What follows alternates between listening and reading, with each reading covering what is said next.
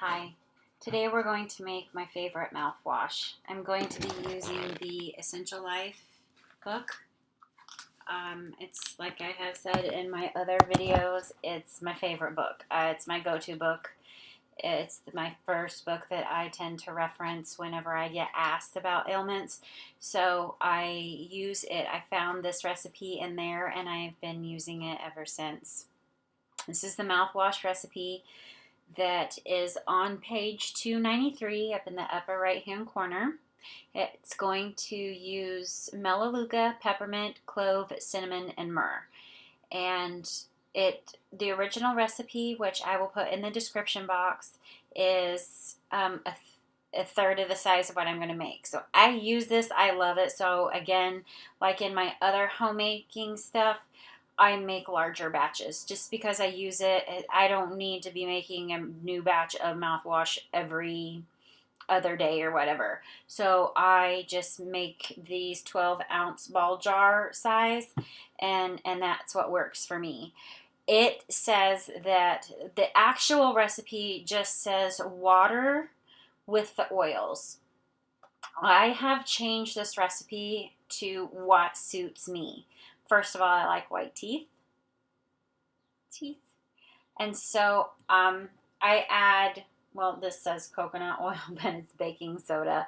If you followed my very first video, the laundry soap tutorial that I did, the recipe that I made there, I used the end of my Costco bag of Arm & Hammer baking soda. So this is the remainder of it. I just happen to have a container. So it fit in here, and that's what I'm using. I put a spoon-ish. This is just a normal spoon from the drawer. I would say that was about a tablespoon of baking soda. The next ingredient I'm going to add that is not a part of this recipe, but I do use the, I guess I paraphrase it. I use the oils and the ratios in which they recommend, but I have dropped myrrh because it's a resin and I was trying to warm it on my knee pit here. Sorry about that. So I also add a little bit of salt. We will get into more reasons of why I like to add salt whenever I put oils in water on another video. But right now, just about, I guess, a teaspoon. I don't know about you, but I really love these Velcro closing bags that most people are using right now. It's like they're idiot-proof zippers. They're fun. I like them. Okay, so the recipe calls for 5 drops of melaleuca. So that's for 4 ounces of water, and I'm using 12. So I'm going to use 15.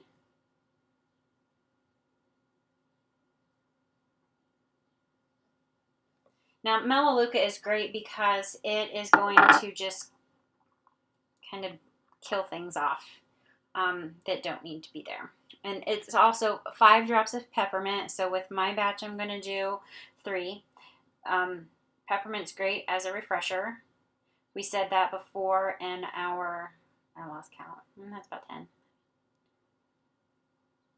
We said in the previous sort of what my staples are of what I use on a daily basis, like my first line of defense. Peppermint is great at freshening the breath. We have 3 drops of clove, so I'll use 9.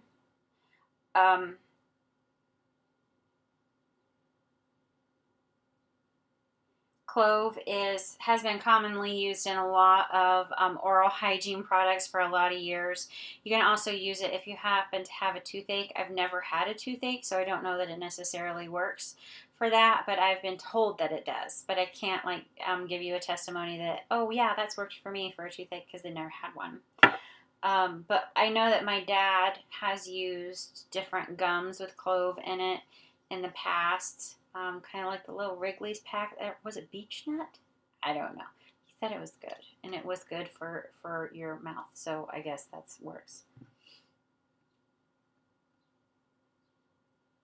So I just put 6 drops of cinnamon in because the original recipe just calls for 2. Cinnamon is like one of the most potent antivirals that doTERRA makes. So it's also a great additive to the mouthwash because it also gives you a different facet of freshening your breath. Myrrh is a resin. You saw that I dropped it. Sorry about that. But I have my legs crossed so that I could bring my legs together and put this in the crevice of my knee, behind my knee, to warm it. It's a very thick oil. It's not as thick as vetiver, but the resins tend to be a lot thicker. So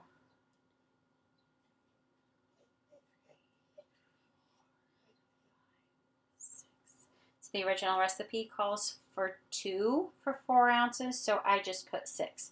Myrrh is great for you that are the plaque formers.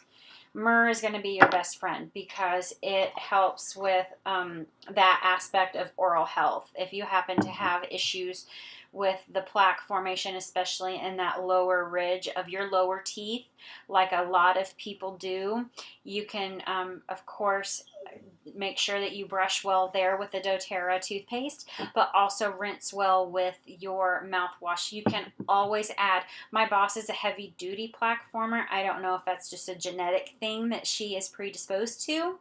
So she has more myrrh in her homemade mouthwash than what I do. I guess I'm just a normal plaque former.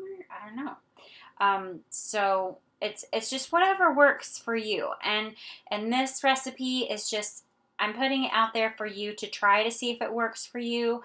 You can play around with the ratios. Maybe you like spearmint versus peppermint, or maybe you don't want any mint in it. You like the cinnamon. So it's really up to you. So I just give it a little agitation here, and I won't use this until the morning because what I want this to do is the salt water helps to evenly disperse the oils. You probably can see that it's cloudy now instead of clear. Half of that is the baking soda and half of it is teeny tiny little droplets of the essential oil. If you don't use the salt in the water, the plain water, the oils are going to sit on top of the water. And first of all, we don't want that because it'll burn your lip. These oils are pure oils and they're potent. And when you use them, you have to be very, very careful. So using the salt is a type of dilution for me because it breaks the surface tension and it allows the oils to get intermingled into the water as a whole versus just several drops sitting on top. I'm not sure if you can see, it's still not, it's not separating. They're still floating. You can see a few on the top, but the more that it sits, there's also salt on the bottom that needs to get incorporated.